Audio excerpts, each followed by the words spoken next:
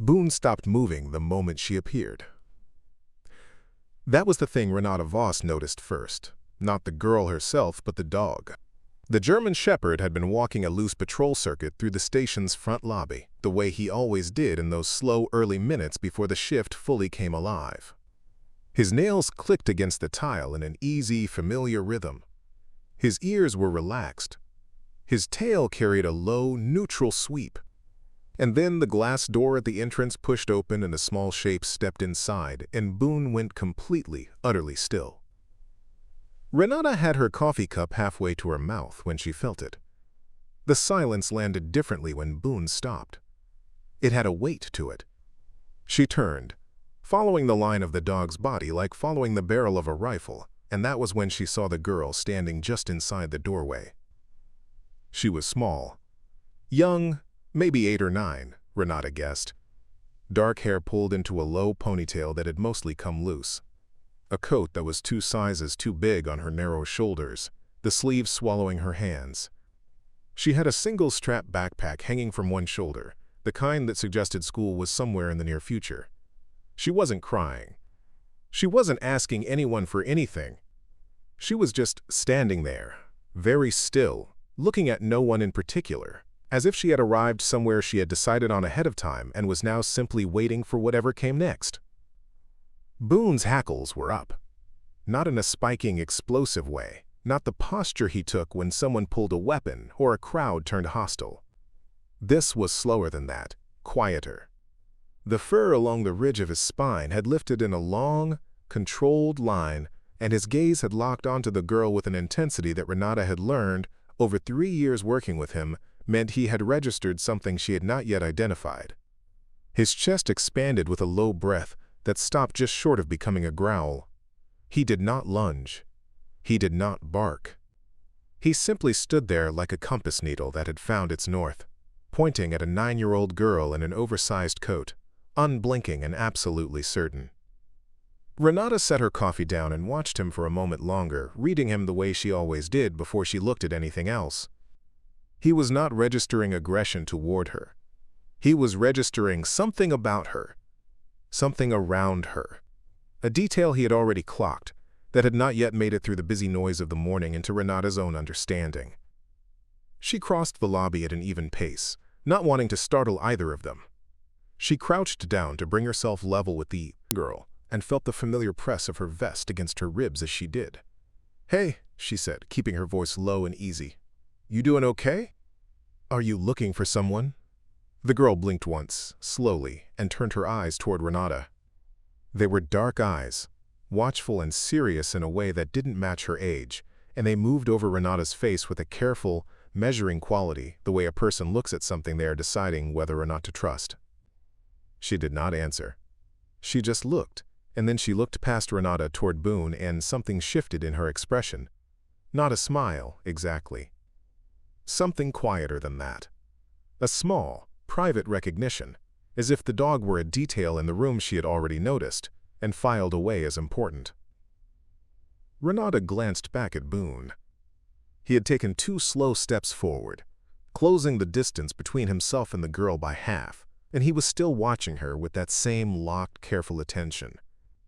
His head was slightly lowered. His tail had stopped moving entirely. In the whole of the lobby, with phones ringing softly behind the desk and 2 officers moving through the hallway past the bulletin board, everything else carried on at its normal volume, and Boone stood in the middle of it like something carved from stone, pointed at this quiet child like she was the only thing in the building that mattered. Renata looked back at the girl. "What's your name, sweetheart?" she tried again, and her voice was gentle, unhurried. The girl held her gaze for another beat, then dropped her eyes to the floor. "Willa," she said. Her voice was so soft it barely carried. Then she moved to the row of plastic chairs along the lobby wall, sat down in the end one nearest the door, and set her backpack carefully on her knees. She folded her hands on top of it and looked at the middle distance, and that was all. No explanation, no request, no tears. Just Willa, seated quietly in the corner of a police station lobby at 7:43 in the morning, as if it were the most ordinary thing in the world. Renata straightened slowly and stood there a moment, watching her. Behind her, she heard Boone's nails take 2 more quiet steps across the tile.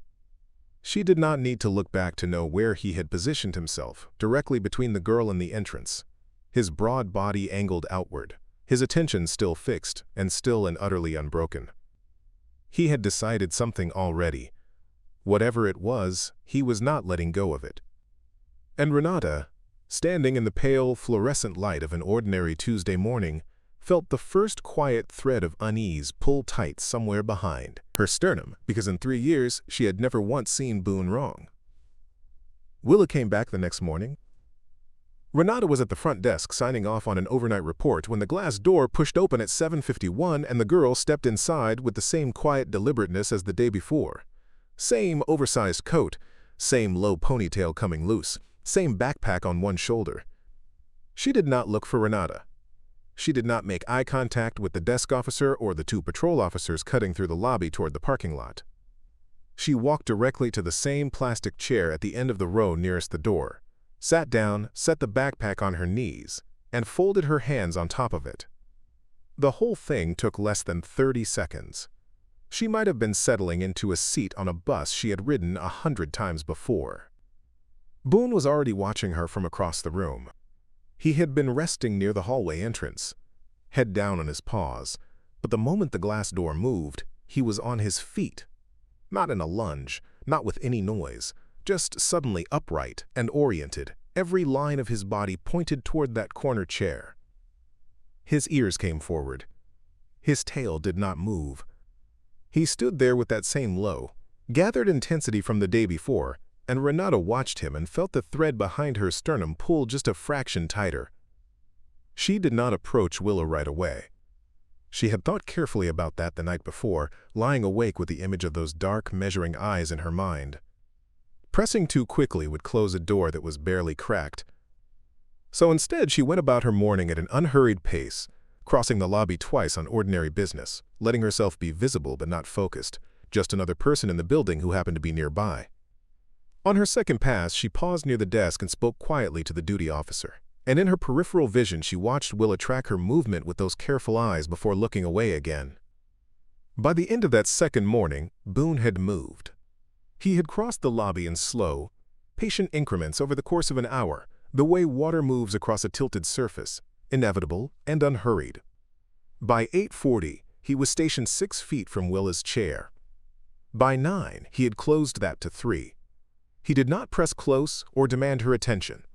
He simply stood, or occasionally sat, between her and the door, his broad, dark back to the room, his face toward the entrance as if he were on post. Willa left at 9:20 without a word, the same as she had the morning before. As she passed Boone on the way to the door, she slowed her pace by half a step, and her hand moved, just slightly, toward his side. She did not quite touch him. But the intention was there, small and hesitant, and Renata, watching from the hallway, felt the breath leave her lungs slowly. A week passed that way. Then 2. Willa arrived every weekday morning before school, stayed between 40 minutes and an hour, and left without speaking to anyone. The other officers had noticed her by now. A few had tried gentle conversation and gotten nothing back but that same quiet, guarded look. Most of them had settled on an explanation that felt comfortable, a lonely kid, maybe from a rough neighborhood drawn to the station the way some children are drawn to firehouses or libraries, places that feel solid and reliable when other things do not. It was a reasonable explanation. Renata had no argument against it on the surface. But she kept watching. And the more she watched, the more she saw things that reasonable explanations did not quite cover.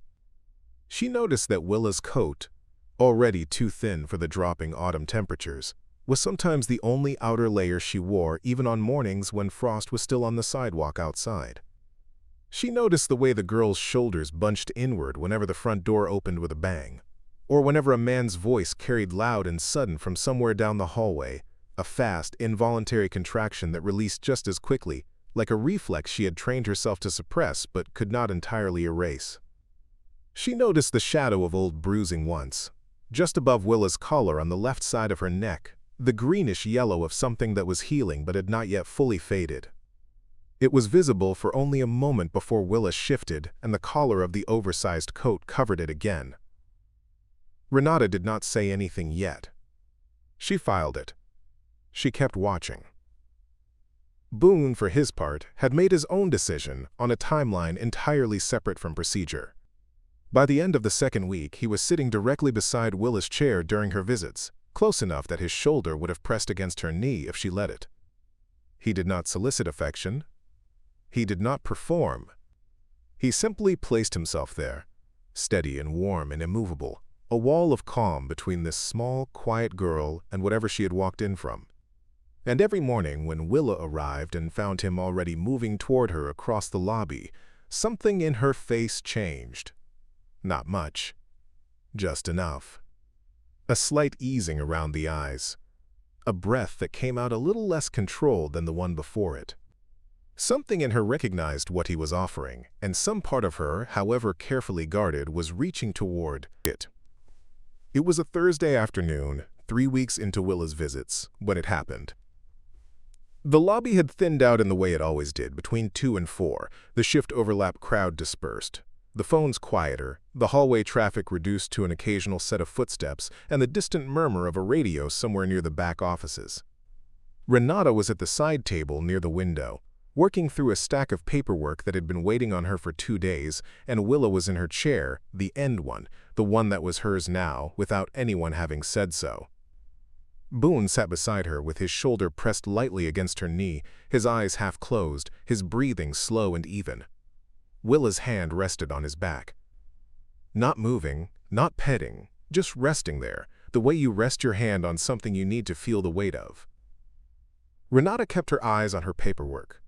She had learned not to look directly at those moments. Looking directly made them stop. Then she heard it. Barely. A voice so low it was almost less than a voice. A breath with shape to it. A whisper aimed at somewhere between Boone's ear and the empty air. "You're the only one who knows," Willa said. That was all. 7 words, delivered to a dog who could not answer, in a tone that carried something so tired and so old it did not belong in the mouth of a 9-year-old at all. Renata did not move for a long moment. She kept her pen on the paper. She kept her breathing steady. Her chest had gone very tight, and the thread of unease that had lived behind her sternum for 3 weeks had pulled itself into something harder, something that was no longer just a feeling but a certainty taking shape. She gave it another few seconds, then set her pen down quietly and turned in her chair. "Willa," she said. Soft. Even. The same voice she used when she didn't want a situation to change its shape before she was ready. Willa's hand lifted slightly from Boone's back. Her eyes came up to Renata's face, and they were doing that thing again, that careful, measuring thing, weighing distance, weighing cost. "What do you mean by that?" Renata asked. She kept her body still. She did not lean forward. She just watched, the way Boone watched, patient, unhurried, already decided.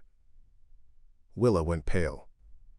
It happened quickly, the color draining from her face the way it drains from someone who has said something they did not mean to say out loud and is only now hearing it back. Her shoulders pulled inward.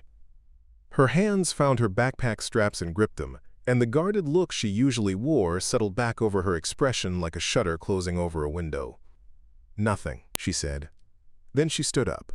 Boone rose with her immediately, pressing close to her side, and she took one step toward the door and then another, moving with that same controlled, deliberate quiet she always moved with. At the door, she pushed it open and stepped out into the gray afternoon light. But she paused just outside the glass, and she turned her head back once, not toward Renata, but toward Boone. The look lasted only a second. Then she was gone. Renata sat very still in the empty lobby. Boone stood at the glass door, watching the place where Willa had been, his nose touching the surface in a slow, reading press. He stayed there for almost a full minute before he turned and came back to the center of the room, and when he looked at Renata, his eyes were clear and direct and carrying something she did not have a word for, but she understood it. She called Dex Harlow before the hour was out. Her partner was on a late rotation, due in at 3, and she caught him in the parking lot before he came through the door. She kept it low and factual, the visits, the bruising she had seen, the flinching, the coat, the cold, the words. Dex listened without interrupting, which was how she knew he was taking it seriously. When she finished, he was quiet for a moment. "We don't have enough for a formal welfare check yet," he said carefully, and his voice had that familiar, careful weight of a man who was also an officer, who wanted to do more than the paperwork would currently allow. "We don't," Renata agreed. "But we know where she walks every morning." She held his gaze. "She heads north on Clement Street when she leaves. I've watched her go every day for 3 weeks." Dex looked past her at the lobby windows for a moment, then back at her. "Tonight," he said. It wasn't a question. That evening, they followed her. They kept a full block between themselves and Willa's small figure moving through the early dark, close enough to keep her in sight, far enough that she would not feel watched. The streetlights had just come on, casting pale circles on the wet pavement, and Willa walked with her backpack pulled tight against her back, and her eyes forward, steady, purposeful, a child who knew exactly where she was going and had made a private peace with arriving there. Boone moved at Renata's left side in a controlled heel, but his head was angled forward and his nostrils worked the cold air in long, reading pulls, already tracking something the distance had not yet shown them. They turned off Clement onto a narrower side street and then onto Redfern Lane, where the houses sat further apart and the lights between them were fewer, and the one at the end of the block had a rusted porch railing and a front window where yellow light leaked unevenly through a curtain that didn't quite close. Willa slowed as she reached the front path. She stood at the gate for just a moment, her hand on the latch, her shoulders drawing in that same small, involuntary contraction Renata had watched 100 times in the lobby. Then she pushed the gate open and walked toward the door. Before she even reached it, the shouting started from inside. The shouting had no words in it yet, just volume, shapeless and sudden, punching through the thin walls of the house and the closed front door and the cold evening air between them. Renata stopped moving. Beside her, Boone had gone rigid, every muscle under his coat pulled taut, his ears pinned forward, and his gaze locked on the yellow rectangle of that imperfectly curtained window. Dex put a hand up without looking at her, a flat, quiet gesture that meant hold, and Renata held, though every instinct she had was already leaning toward the gate. Willa had not gone inside yet. She was standing on the porch step, her hand flat against the door but not pushing it open, her backpack still on her shoulders, her whole small body doing that terrible practice stillness that Renata now understood was not calm at all. It was calculation. The child was listening to the rhythm of what was happening on the other side of that door, the way you listen to weather before you decide whether to go out in it, measuring the intervals, reading the pitch, making a private decision about timing that no 9-year-old should ever have to make. Then the shouting inside rose another register, and something heavy struck the floor or a wall, a single hard crack of sound that carried clean through the night air, and Willa's hand pressed harder against the door. She pushed it open and went inside, and it swung shut behind her. The light in the window shifted. Renata was already moving toward the gate, her hand on her radio. Dex was at her shoulder. "Call it in," he said quietly, and she was already keying the radio as she reached the front path, giving the address in a low, controlled voice, requesting backup and a welfare response unit, keeping her tone level while the sound of the man's voice inside the house swelled again, louder now, the words becoming audible, ugly and slurred and aimed at something or someone that had just arrived in the room.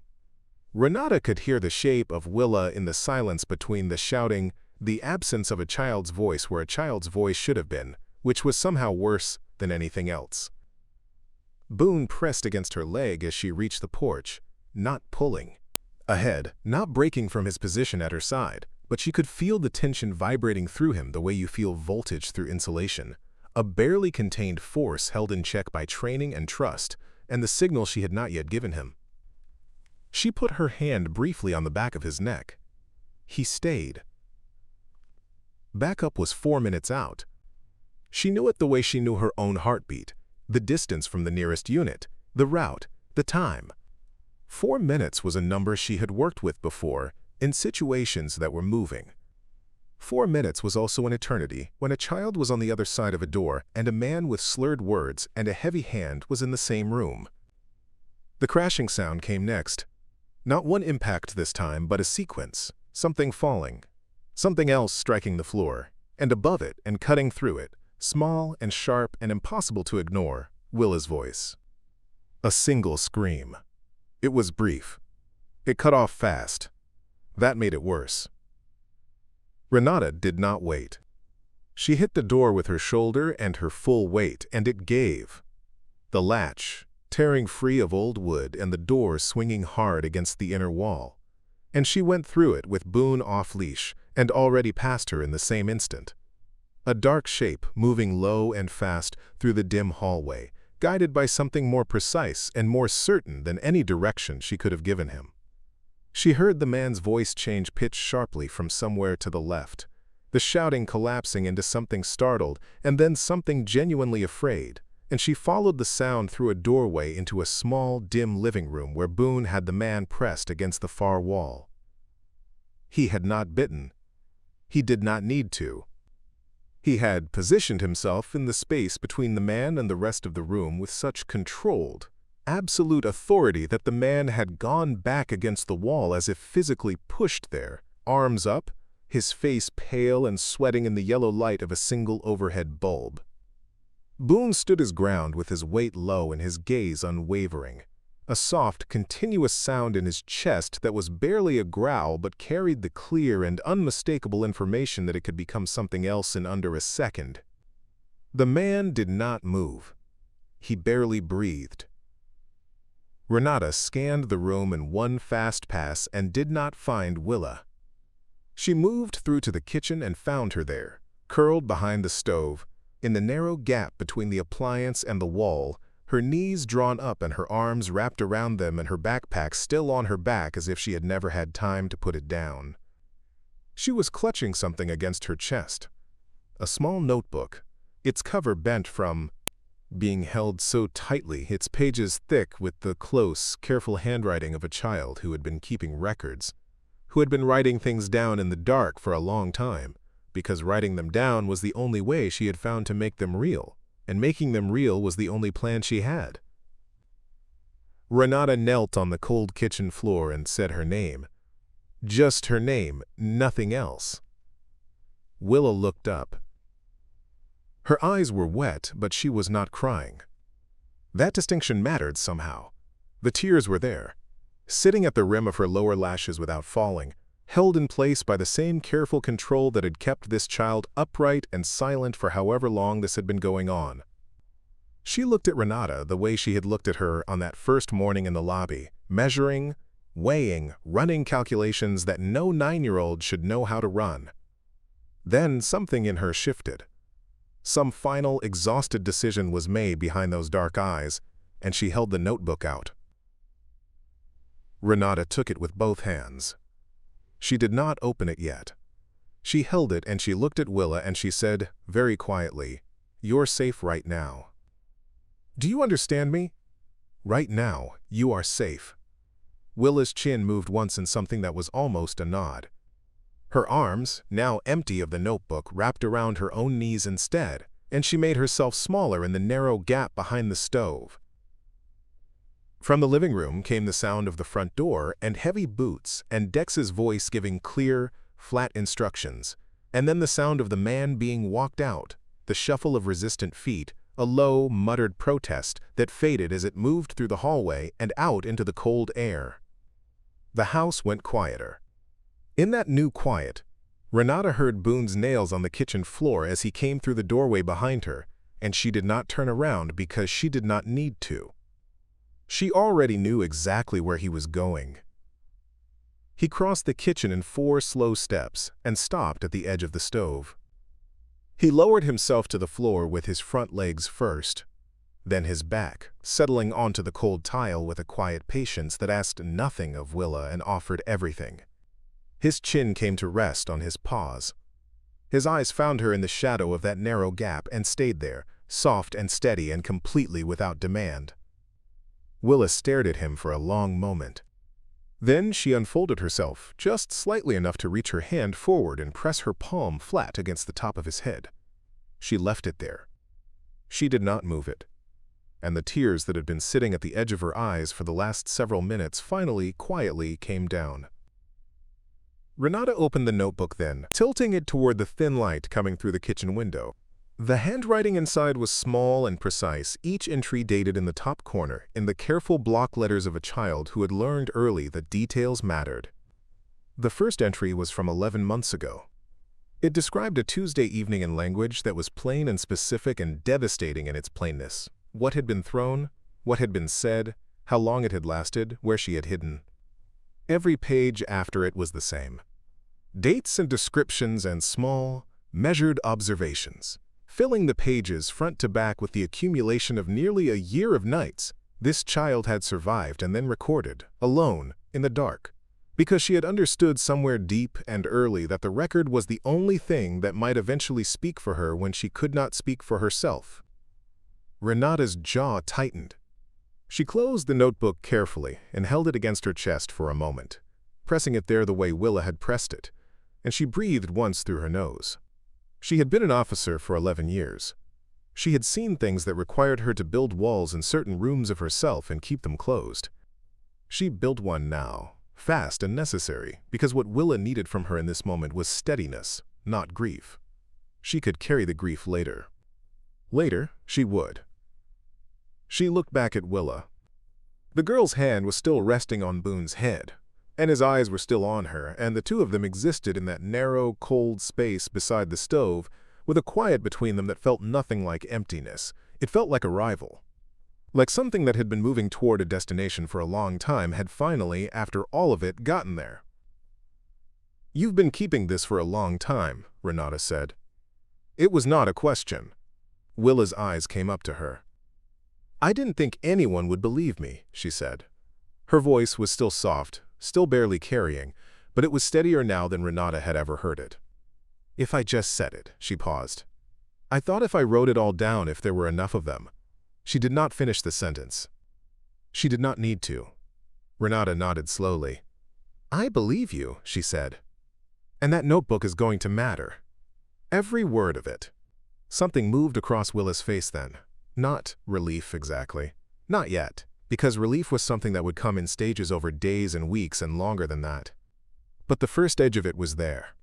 The very first edge, small and fragile and real. Boone exhaled a long, slow breath against the kitchen floor, and Willa curled her fingers gently against the fur behind his ear. And outside, on Redfern Lane, the red and blue lights of the backup unit swept silently through the gap in the curtain and across the kitchen wall. The crashing sound came next. Not one impact this time, but a sequence, something falling, something else striking the floor, and above it and cutting through it, small and sharp and impossible to ignore, Willa's voice. A single scream. It was brief. It cut off fast. That made it worse. Renata did not wait. She hit the door with her shoulder and her full weight, and it gave.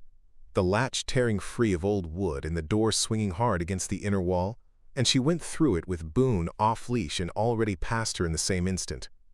A dark shape moving low and fast through the dim hallway, guided by something more precise and more certain than any direction she could have given him.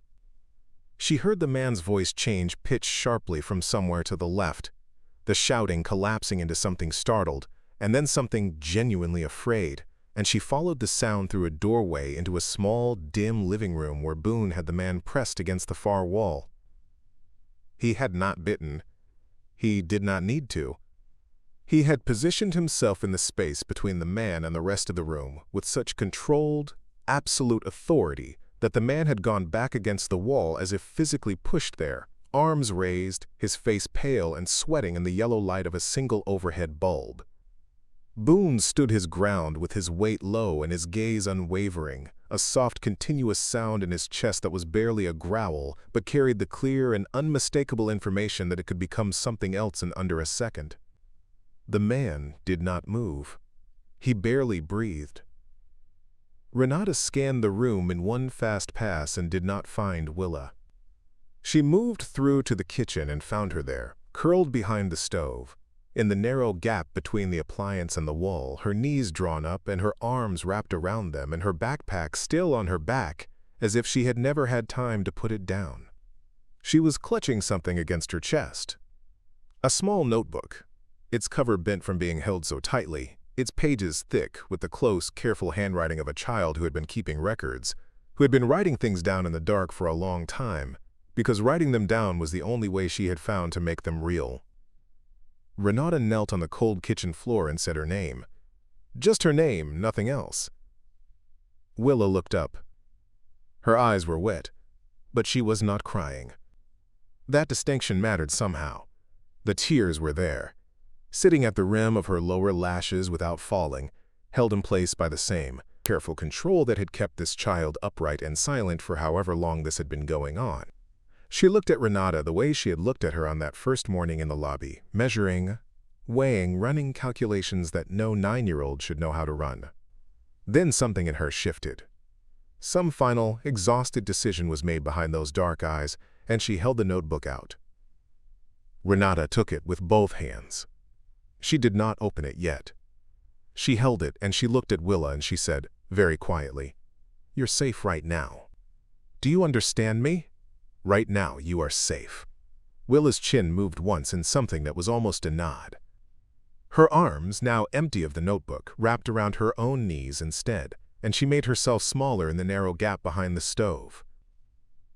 From the living room came the sound of the front door and heavy boots and Dex's voice giving clear, flat instructions, and then the sound of the man being walked out, the shuffle of resistant feet, a low muttered protest that faded as it moved through the hallway and out into the cold air.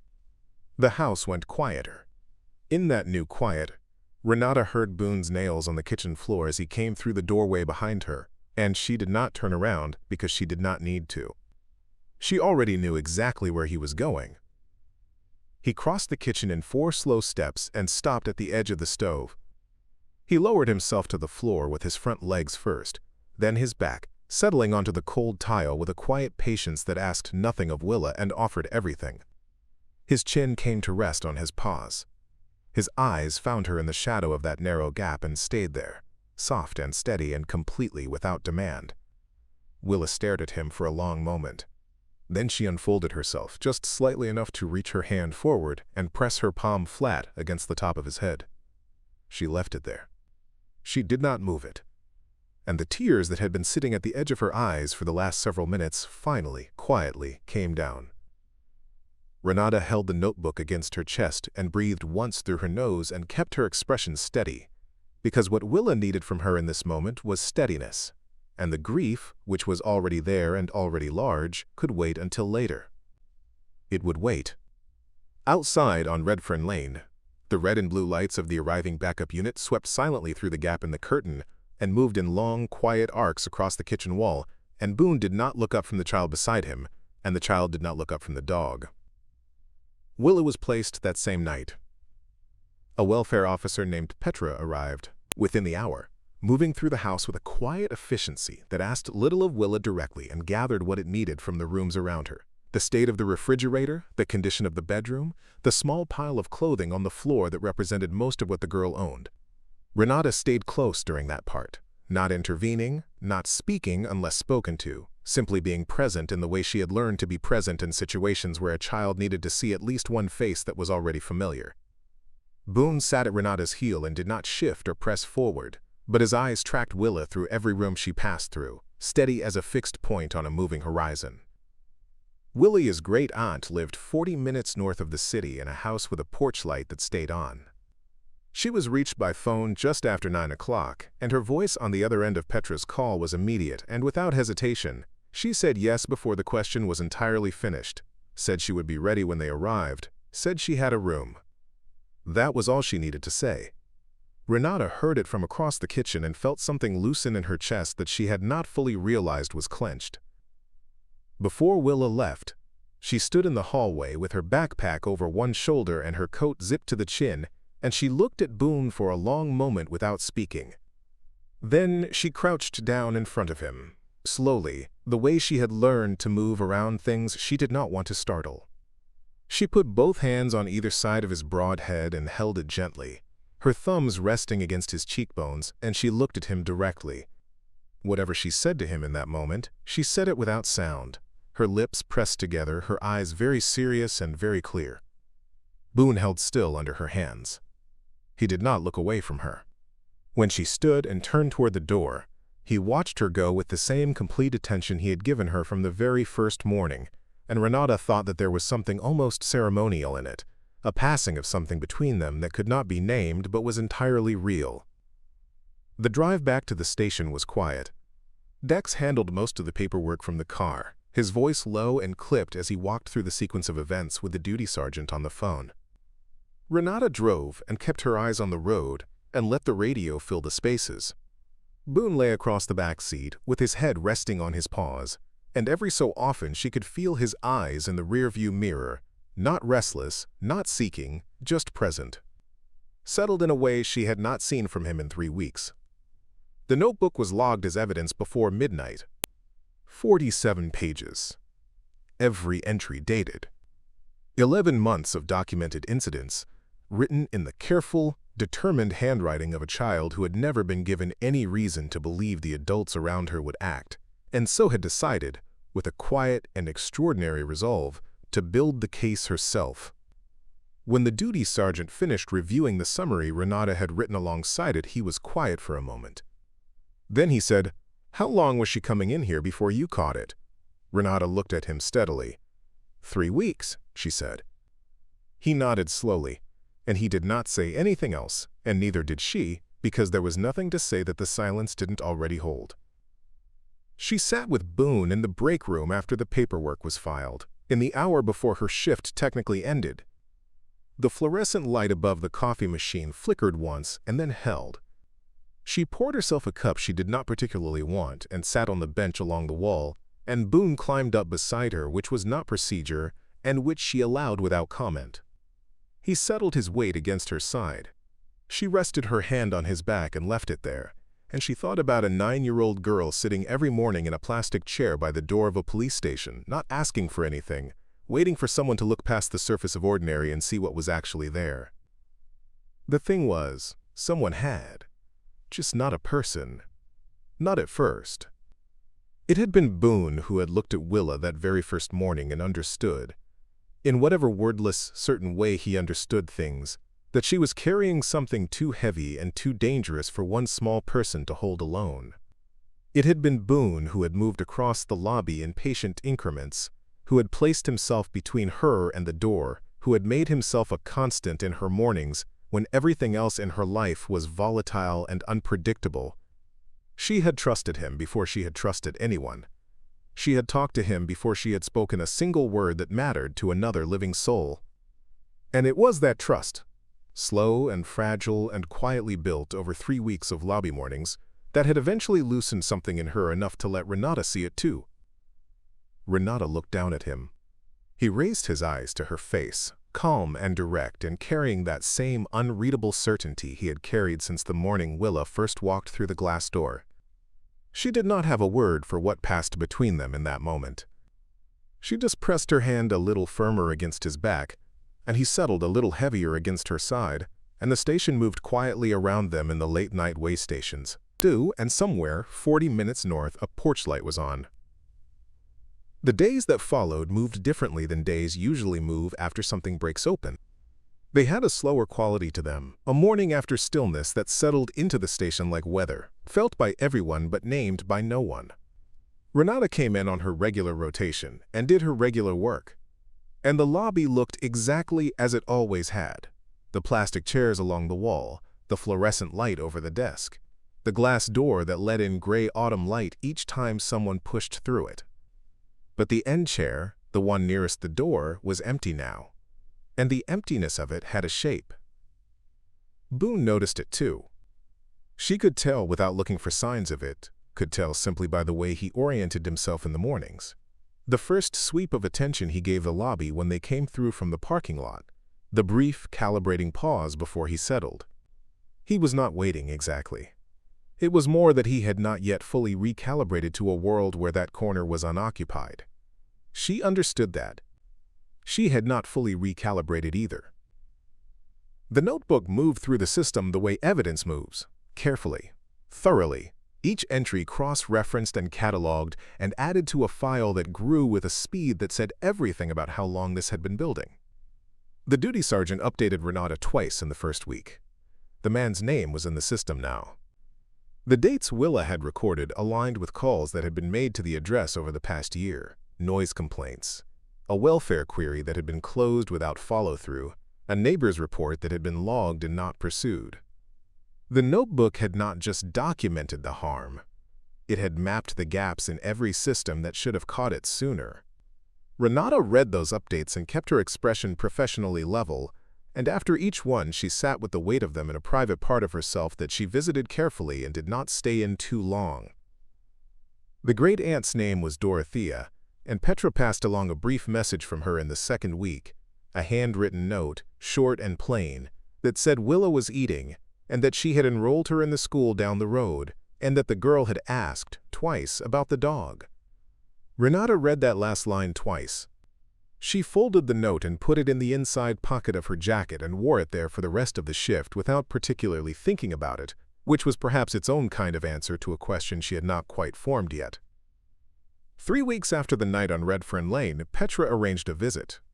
It was informal, structured as a routine welfare follow-up, and Renata drove. 40 minutes north on a Thursday afternoon, with Boone in the back and the radio on low and the flat, pale autumn light spreading itself across the fields on either side of the road. She did not let herself think too much about what she expected.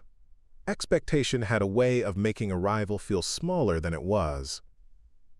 Dorothea's house was the kind of house that had been lived in for a long time and showed it in the best possible way, a porch with a worn wooden rail, window boxes that had been planted and tended, a front door with a wreath on it made from something dried and brown and deliberate. The porch light was off in the afternoon brightness, but Renata recognized it anyway. She had pictured it enough times that it felt familiar from the outside. Willa was on the porch steps when they pulled up.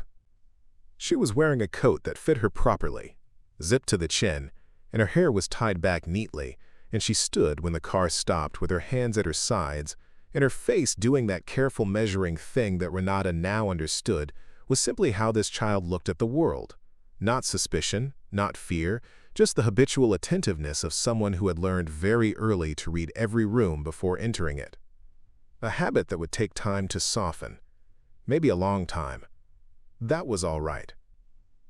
Boone was out of the car before Renata had fully opened the rear door, moving toward the porch steps in the same unhurried, certain way he had always moved toward Willa, not running, not performing, just going directly to the place he had already decided to be. He stopped at the base of the steps and looked up at her. Willa looked down at him. Then she came down the steps and sat on the bottom one and put both arms around his neck and pressed her face against the side of his head, and she held on. And Boone stood completely still inside her arms, with his eyes half closed and his breathing slow and his tail making one long, quiet arc. He let her hold him for as long as she needed to. He had always been good at that, at understanding that sometimes the most important thing a living creature can offer another is simply not to move away. Renata stood by the car and watched, and did not say anything. The afternoon light came in low and level across the porch and the worn railing and the two of them at the bottom of the steps. And it was ordinary, and it was not ordinary at all, and it was enough. It was more than enough. Whatever Boone had known on that first morning when Willa walked through the glass door and stood in the lobby and waited for someone to see her, this was where it had always been pointing. This quiet porch. This child breathing steadily against the side of a dog who had never once stopped, paying attention,